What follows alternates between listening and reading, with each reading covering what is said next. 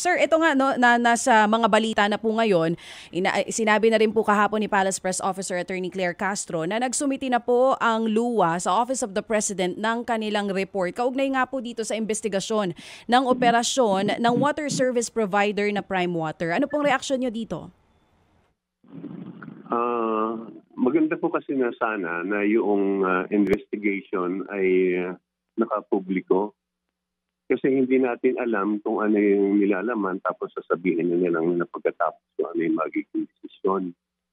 Ang mga water district kasi naman, kasama kami bilang customer at sa concessionaires kasi kami po ang nagpaunlad ng mga water district eh.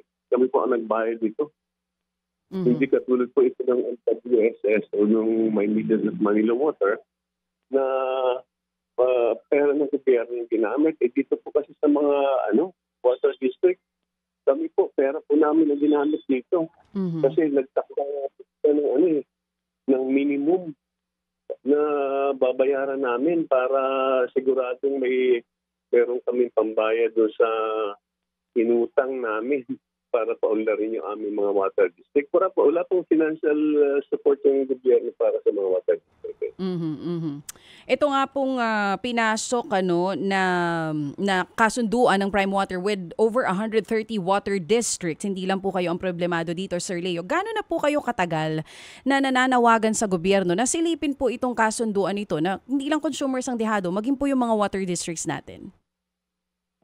Before po yung start ng joint venture agreement 2017, nananawagan na po kami noon na huwag pumasok sa joint venture dahil ang particular na itong San Jose del Monte Water District ay most outstanding water district sa buong Luzon at pang-apat po kami sa buong Pilipinas. Mm-hmm.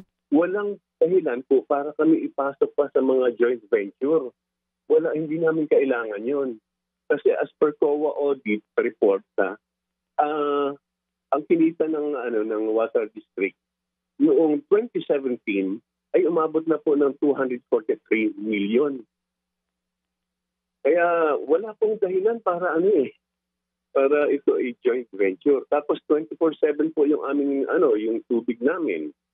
Tapos potable siya, iinom ka sa gripo. Mm-hmm. Ay unlike talagang halos ang inabot na po ng mga mamayan ngayon ay sobra-sobra yung kanilang gastos sa walang serbisyong tubig.